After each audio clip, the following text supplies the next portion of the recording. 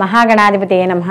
सदाशिव समारंभां शंकराचार्य मध्यमां अस्मदाचार्य पर्यन्तां वंदे गुरु परंपरां। श्रीमात्रे नमः। आदित्याय च सोमाय मंगళాయ బుధాయ చ గురు శుక్ర శనిభ్యశ్చ రాహవే కేతవే నమః। ప్రేక్షకులకు అందరికీ కూడా శ్రీ క్రోధినామ సంవత్సర ఉగాది శుభాకాంక్షలు। మనం ఈ శ్రీ క్రోధినామ సంవత్సరంలో మనం ఈ ద్వాదశ రాసుల వారికి కూడా నవగ్రహ సంచారాలను అనుసరించి మనం ఈ శుభాశుభ ఫలితాలు చెప్పుకోవడం అనేది జరుగుతుంది। అయితే ఇక్కడ ఈ సంవత్సర ఫలితాలు తెలుసుకోబోయే ముందర అంటే వీళ్ళు ఈ ద్వాదశ రాసుల వాళ్ళు కూడా ఈ సంవత్సరం అంతా కూడా ఎటువంటి విషయాల్లో జాగ్రత్తగా ఉండాలి, ఎటువంటి విషయాలు చేపట్టాలి, వివాహ విషయాల్లో కానీ గృహప్రవేశము, సంతానము, ఉద్యోగము, విద్య, వ్యాపారము, ఆరోగ్యము, ఇలా అన్ని రకాల విషయాల మీద కూడా మనకి ఒక అవగాహన అనేది తెచ్చుకుందుకు మనం ఈ ఉగాది సంవత్సర పంచాంగ శ్రవణం అనేది ఈ మనం చెప్పుకోవడం అనేది జరుగుతుంది। అయితే ఇక్కడ ఈ యొక్క మన ఈ ద్వాదశ రాశుల ఫలితాలు తెలుసుకునేటప్పుడు ఇక్కడ అన్ని గ్రహాల గురించి మనం చర్చించుకోవడం అనేది ఉండదు। ముఖ్యంగా సంవత్సరం అంటే ఒకే రాశిలో ఎక్కువ కాలం సంచరించే గ్రహాలు ఏముంటాయో వాటిని మనం బేసిక్గా చేసుకుని ఈ సంవత్సర ఫలితాలు చెప్పుకోవడం అనేది జరుగుతుంది। అంటే మనకి ఈ నవగ్రహాల్లో కూడా నెలకొకసారి మారిపోయే అంటే 27 రోజులకి 45 రోజులకి నెలకొకసారి 2.5 రోజులకు ఒకసారి ఇలా మారిపోయే గ్రహాలు ఎలా ఉన్నాయో, సంచరించే గ్రహాలు మార్పు ఒక రాశి నుంచి ఒక రాశికి సంచరించే గ్రహాలు ఎలా ఉన్నాయో అలాగే నిర్దిష్ట అంటే మనకు ఒక సంవత్సర కాలం పాటు కానీ సంవత్సరం కన్నా ఎక్కువ కాలం ఉన్న గ్రహాలు కూడా ఇక్కడ ఒకే రాశిలో ఉండే గ్రహాలు కూడా ఉన్నాయి। కాబట్టి ఇక్కడ ముఖ్యంగా మనకి గురువు ఒక సంవత్సరం అంతా కూడా ఒకే రాశిలో సంచారం చేయడం అనేది జరుగుతుంది। అలాగే శని భగవానుడు ఒకే రాశిలో 2.5 సంవత్సరాలు సంచారం చేస్తాడు। రాహుకేతువులు ఒకే రాశిలో 18 నెలలు సంచారం చేయడం అనేది జరుగుతుంది। కాబట్టి ఈ యొక్క ఉగాది ఫలితాలు అనేవి ముఖ్యంగా దేశ గోచారానికి సంబంధించినవి, అలాగే ఇటు దేశ గోచారంతో పాటుగా మన యొక్క జన్మ జాతకాలు అంటే గోచార రీత్యా మనం చెప్పుకునే ఫలితాలు। ఈ ఫలితాలు కూడా బేసిక్గా ఈ 4 గ్రహాల యొక్క సంచారాన్ని ముఖ్యంగా మనం పరిగణనలోకి తీసుకుని ఈ యొక్క ఫలితాలు చెప్పుకోవడం అనేది జరుగుతుంది। కాబట్టి మనం ఇప్పుడు ద్వాదశ రాశుల వారికి వీళ్ళకి శుభాశుభ ఫలితాలు ఏ విధంగా ఉంటాయి అనే విషయాన్ని తెలుసుకుందాం। కుంభరాశికి ఈ రాశాధిపతి వచ్చి శని భగవానుడు। కుంభరాశిలోకి ధనిష్ట 3-4 పాదాలు, శతభిషం 1-2-3-4 పాదాలు, పూర్వభద్ర 1-2-3 పాదాలు కుంభరాశిలోకి వస్తాయి। కుంభరాశి వాళ్ళకి రాశ్యాధిపతి స్వక్షేత్రంలో మూల త్రికోణ స్థానంలో సంచారం చేయడం అనేది జరుగుతోంది। అయితే వీళ్ళకి ఈ క్రోధినామ సంవత్సరంలో వీళ్ళకి ఎటువంటి ఆదాయ వ్యయాలు అలాగే రాజ్యపూజ్య అవమానాలు ఏ విధంగా ఉంటాయని చూసుకుంటే క్రోధినామ సంవత్సరంలో కుంభరాశి వాళ్ళకి ఆదాయం 14, వ్యయం 14, రెండు సరిసమానంగా ఉండడం అనేది జరుగుతోంది। అలాగే రాజ్యపూజ్యం 6, అవమానం 1। అంటే వీళ్ళకి నచ్చేవాళ్ళు 6 ఉంటే వీళ్ళని వ్యతిరేకించే వాళ్ళు మాత్రం ఒక్కళ్ళే ఉంటారు। అయితే ఈ కుంభరాశి వాళ్ళకి కానీ శ్రీ క్రోధినామ సంవత్సరంలో ఈ ప్రధాన గ్రహాల యొక్క సంచారం కానీ చూసుకుంటే మే 1 నుండి కూడా వీళ్ళకి సంవత్సరాంతం వరకు కూడా గురువు చతుర్థ స్థానమందు గురువు లోహమూర్తిగాను సంచారం చేయడం అనేది జరుగుతోంది। అలాగే శనేశ్వరుడు కూడా సంవత్సరం అంతా కూడా జన్మరాశి యందు తామరమూర్తిగాను, రాహుకేతువులు సంవత్సరం అంతా కూడా ద్వితీయ అష్టస్థానంలో లోహమూర్తిగాను సంచారం చేయడం అనేది జరుగుతోంది। అలాగే చతుర్థ స్థానమందు ఎప్పుడైతే గురువు సంచారం అనేది జరుగుతోందో అప్పుడు కాస్త కొంచెం అంటే ఈ ఏవైతే శుభగ్రహం కాబట్టి కాస్త నూతన గృహ నిర్మాణాలు అవి కూడా వీళ్ళకి కాస్త కలిసి రావడం అనేది జరుగుతుంది। అయితే నూతన గృహ నిర్మాణాలు అవి ఉన్నా కూడా కాస్త కొంచెం కఠినంగానే వీళ్ళు వ్యవహరించడం అనేది జరుగుతుంది, కాస్త కష్టపడాల్సి వస్తుంది। అలాగే ఎందుకంటే ఒక ఇల్లు కట్టినప్పుడు మనకి చూడండి ఇల్లు కట్టి చూడు పెళ్లి చేసి చూడు అంటారు। కాబట్టి ఏదైనా ఒక ఇల్లు కానీ ఒక వివాహం కానీ చేయాలంటే దానికి ధనం అనేది చాలా అవసరం। కాబట్టి అలాంటి ఇల్లు ఇక్కడ యోగ్యత ఉన్నా కూడా దానికి తగ్గట్టుగా ధనాన్ని సంపాదించడానికి మాత్రం కాస్త గృహ నిర్మాణానికి సంబంధించినవి కాస్త ఆర్థిక స్థిరత్వం అనేది ఏర్పరచుకోవాలి. అలాగే ఇక్కడ ముఖ్యంగా ఆర్థిక స్థిరత్వం అనేది సాధించాలి, వీళ్ళు సాధిస్తారు కూడా. ఉద్యోగస్తుల విషయాల్లో స్థాన మార్పులు, అలాగే కాస్త ఉద్యోగాల్లో బదిలీలు, ట్రాన్స్ఫర్లు ఇలాంటివి తప్పదు. అలాగే ఇక్కడ ముఖ్యంగా వీళ్ళు ఇంటికి కానీ, స్నేహితులకు కానీ, లేకపోతే కుటుంబానికి కానీ కాస్త దూరంగా ఉండి వీళ్ళు వృత్తి ఉద్యోగాలు చేయవలసి ఉంటుంది. అలాగే ఒక్కోసారి ఎలా ఉంటుందంటే వీళ్ళకి ఒంటరిగా గడపాల్సి వస్తూ ఉంటుంది. అంటే అందరూ ఉంటారు కానీ వీళ్ళు ఏదో వృత్తిపరంగానో ఉద్యోగపరంగానో ఎక్కడికో వీడికి వెళ్తూ ఉంటారు. వాటి వల్ల ఏమవుతుందంటే ఒక ఒంటరిగా ఉన్నామనే ఫీలింగ్ అనేది వీళ్ళలో ఉంటుంది. కాబట్టి అలాంటివి ఇక్కడ కనబడుతూ ఉంటాయి.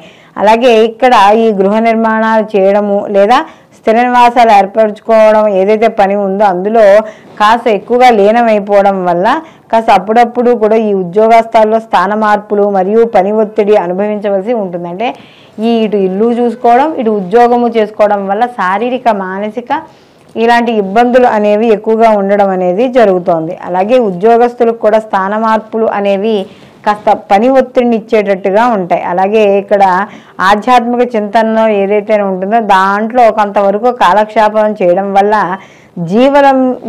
జీవితంలో ఏదైతే ఒడిదుడుకులు ఉన్నాయో ఆ ఒడిదుడుకుల్ని ఏవైతే మనం ప్రయత్నపూర్వకంగా ఏవైతే చేస్తామో దాని పరంగానైనా సరే వాటిని అధిగమించడం అనేది జరుగుతుంది. అలాగే సంపాదన విషయాల్లో కానీ చూసుకుంటే మనకి ఆదాయ వ్యయాలు అనేవి సమానంగా ఉండడం అనేది జరుగుతుంది. అలాగే ఆస్తులు, ఆర్థికపరమైన విషయాలు అన్నీ కూడా కాస్త అనుకూలంగా ఉంటాయి. అలాగే వీళ్ళకి ఆర్థిక సమతుల్యత ఏదైతే ఉందో దాన్ని సాధించడానికి కాస్త ఖర్చులు అధికంగా చేస్తూ ఉంటారు. అలాగే తల్లితో ఏదైతే మీకు సత్సంబంధాలు ఉన్నాయో అవన్నీ కూడా కాస్త ఇబ్బంది పెట్టే అవకాశంగా ఉంటుంది. కాబట్టి అలాంటి విషయాల్లో జాగ్రత్త వహించండి. అలాగే స్థాన మార్పులు, నూతన గృహ నిర్మాణం లేదా నూతన గృహాలు ఇవన్నీ కూడా వీళ్ళకి కలిసి రావడం అనేది జరుగుతుంది. అయితే గృహంలో మార్పులు కూడా చేసినప్పుడు అనుభవజ్ఞుల యొక్క సలహాలు తీసుకోవడం అనేది మంచిది. అలాగే శని భగవానుడు కూడా ఎప్పుడైతే స్వక్షేత్రంలో సంచారం చేస్తున్నాడో కాబట్టి ఏ వృత్తిలో ఉన్న వారికైనా సరే మిశ్రమ ఫలితాలు గోచరించడం అనేది ఇక్కడ మనకి కనబడుతోంది. అంటే వ్యాపార పరంగా ఏవైతే ఉన్నాయో ఆ వ్యాపారాల్లో కాస్త ఒక్కోసారి బాగా లాభాలు వస్తాయి, ఒక్కోసారి కొద్దిగా నష్టాలు కూడా చవి చూడడం అనేది జరుగుతుంది. అంటే ఈ యొక్క లాభ నష్టాలు ఏవైతే ఉన్నాయో ఉద్దాన పతనాలను పడుతూ ఉంటాయి, అంటే అప్ అండ్ డౌన్స్ అవుతూ ఉంటాయి. అలాగే వైద్య సహాయం కొరకు ఏవైతే ఆసుపత్రుల్లో చేరితే వాడికి చేరిన వాళ్ళకి కొద్దిగా భయం వేస్తూ ఉంటుంది. అంటే చేరిన తర్వాత అయ్యో ఎందుకు జాయిన్ అయ్యామో ఏంటో అని. కాబట్టి అలాంటివన్నీ కూడా దైవ బలంతో పూర్తి చేసుకోవడం అనేది జరుగుతుంది. అలాగే మీరు ఏ పనైనా సరే మరీ కఠోరంగా కళ్ళు మూసేసుకుని తపస్సు చేయాల్సిన అవసరం ఏమీ లేదు. కాస్త అనుకూలమైన ఫలితాలే ఇక్కడ ఆశించిన ఫలితాలే గోచరించడం అనేది కలుగుతుంది. అలాగే ఇక్కడ ఏవైతే సహ ఉద్యోగులు ఉన్నారో వాళ్ళు గౌరవం అవైతే ఏవైతే ఉన్నాయో గౌరవ కీర్తి ప్రతిష్టలన్నీ కూడా వాళ్ళు పొందడం అనేది ఇక్కడ కనబడుతుంది. ఈ సంవత్సరం వీళ్ళకి అంటే ఎక్కువగా సమస్యలను ఎదుర్కోవడం ద్వారా వీళ్ళు ఒక ఆర్థికమైన స్థిరత్వాన్ని ఏర్పరచుకోవడం అనేది జరుగుతుంది. అలాగే ముఖ్యంగా గృహ నిర్మాణము, అలాగే సమయాల్లో సంపాదించిన సొమ్ము మొత్తం కూడా ఈ యొక్క అంటే ఏదైనా విలువైన వస్తువులు కొనుక్కుంటాం. ఆ విలువైన వస్తువులు కొనుక్కున్నప్పుడు ఈ యొక్క దొంగల వల్ల కానీ లేకపోతే ఎవరైనా బయట పాడేస్తుంటే ఎవరైనా తీసుకెళ్ళిపోవడం కానీ ఇలాంటివి జరుగుతూ ఉంటాయి. కాబట్టి అలాంటి విషయాల్లో మాత్రం కాస్త జాగ్రత్త వహించడం అనేది మంచిది. అలాగే ఎవరైతే వ్యవసాయ రంగంలో ఉన్నారో చేపలు పట్టేవాళ్ళు ఆ రంగాల్లో ఉన్న వాళ్ళందరికీ కూడా మంచి ఫలితాలే ఉండడం అనేది జరుగుతోంది. అలాగే ధ్యానం, ఈ యొక్క ఏవైతే ధ్యానము, మెడిటేషన్ ఇవన్నీ కూడా కొంత మీకు ఆ స్ట్రెస్ని తగ్గించడం అనేది జరుగుతుంది. అలాగే ధాన్యం కొనుగోలు వ్యాపారస్తులు మిశ్రమ ఫలితాలు ఉంటాయి. అలాగే వీళ్ళకి ఏవైతే ఈ యొక్క రంగాల్లో ఉన్నారో వాళ్ళందరికీ కూడా సామాన్యంగా కనబడుతుంది. స్థిరాస్తులు ఏవైతే వ్యాపారులు, గృహ నిర్మాణ రంగము వారికి ఎక్కువగా మెరుగైన సంపాదన కావచ్చు, అవకాశాలు కావచ్చు ఎక్కువగా ఉండడం అనేది ఇక్కడ మనకి కనబడుతుంది. ఇక్కడ ఈ రాశి వాళ్ళకి ముఖ్యంగా చూసుకున్నప్పుడు వీళ్ళకి ధన సంపాదన అనుకూలంగా ఉంటుంది. వృత్తి, ఉద్యోగ, వ్యాపారాల్లో అనుకూలత. అయితే ఉద్యోగ విషయాల్లో కూడా ఎప్పటికప్పుడు ముందంజు వేసుకోవడం అనేది జరుగుతుంది. ఏకాగ్రత అనేది చాలా అవసరం. మొత్తం మీద చూసుకుంటే ఈ నెల ఈ యొక్క ఏవైతే సంవత్సర ఫలితాలు ఉన్నాయో ఈ సంవత్సర ఫలితాల్లో కొంత అనుకూలంగాను కొంత వ్యతిరేకంగాను రెండు సమానంగా ఉన్నాయి. కాబట్టి వీళ్ళకి ప్రతిరోజు కూడా ఈ యొక్క లక్ష్మీ గణపతి ఆరాధన చేసుకుంటూ ఉండడం, లక్ష్మీ గణపతికి సంబంధించిన ఉండ్రాళ్ళు ఉంటాయి కదా, ఆ ఉండ్రాళ్ళు నివేదన చేయడం ద్వారా కొంత ప్రతికూల ఫలితాలు తగ్గడం అనేది జరుగుతుంది. కుంభరాశి వాళ్ళకి ఈ సంవత్సరం కాస్త అంటే ఏళ్ళనాటి శని యొక్క ప్రభావం ఉంది. అలాగే మనకి ఈ యొక్క ద్వితీయంలో రాహు యొక్క ప్రభావం, గురుబలం లేకపోవడం, ఇవన్నీ కూడా కొంత వ్యతిరేక ఫలితాన్ని కూడా, అందులో అష్టమ స్థానంలో కేతువు ఇవన్నీ ఉన్నాయి కాబట్టి వీళ్ళకి ముఖ్యంగా ఈ సంవత్సరం అంటే ఈ క్రోధినామ సంవత్సరంలో వీళ్ళు ప్రతిరోజు కూడా వీళ్ళు శివాభిషేకం చేసుకుంటూ ఉండడం, తెల్లటి పూలు దొరుకుతాయి మనకి, ఆ తెల్లటి పూలతో శివుణ్ణి అర్చన చేయడము, అలాగే ఈ యొక్క మనకి అమ్మవారు గుళ్ళు ఉంటాయి ఎక్కడైనా మనకి, అంటే గ్రామ దేవతలు కావచ్చు, లేకపోతే మనకి దుర్గాదేవి కానీ ఇలాంటివి ఉంటాయి, లేకపోతే కనీసం ఏ లలితాదేవనో ఏవో గుళ్ళు ఉంటాయి. మొత్తం మీద అమ్మవారి గుడి దగ్గరికి వెళ్ళి ప్రతి శుక్రవారము కూడా కుంకుమార్చన చేయించుకోవడము, లక్ష్మీ గణపతి ఆరాధన చేసుకోవడం, ఇవి చేసుకోవడం ద్వారా ఈ యొక్క కొన్ని ప్రతికూల ఫలితాలు తగ్గి అనుకూలమైన ఫలితాలు ఈ యొక్క రాశి వాళ్ళు పొందడం అనేది జరుగుతుంది. అయితే ఇప్పుడు మనం ఈ యొక్క శ్రీ క్రోధినామ సంవత్సరంలో ఏ రాశికి ఆ రాశి మనం గోచార ఫలితాలు అంటే సంవత్సర గోచార ఫలితాలు మనం తెలుసుకోవడం అనేది జరిగింది. ఇందులో ఎవరు ఏ పనులు చేయొచ్చు, చేయకూడదు, అలాగే ఎటువంటి నియమాలు పాటించాలి, అలాగే వీళ్ళు ఎటువంటి స్తోత్రాలు చదువుకుంటే శుభ ఫలితాలను వీళ్ళు పొందడం అనేది జరుగుతుంది. ఇవన్నీ కూడా మనం తెలుసుకోవడం అనేది జరిగింది.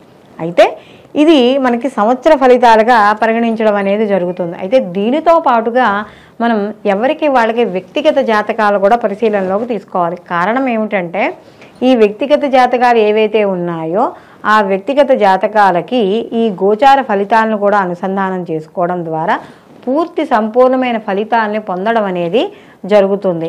అంటే ఇక్కడ జన్మజాతక రీత్యా జరిగే మహర్దశలు, అంతర్దశలు, ప్రత్యంతర్దశల ద్వారా వ్యక్తి యొక్క జాతకంలో వచ్చే మార్పులు, ఆ యొక్క ఫలితాలని ఈ యొక్క గోచార ఫలితాలకి ఈ గోచారంలో ఉండే గ్రహాల యొక్క స్థితిగతులకు అనుసంధానం చేసుకుంటూ అప్పుడు పనులు ముందుకు చేయడం ద్వారా మీరు చేపట్టే పనుల్లో తప్పనిసరిగా విజయం సాధించడం అనేది జరుగుతుంది. సర్వేజన సుఖినో భవంతు, లోకా సంస్థ సుఖినో భవంతు.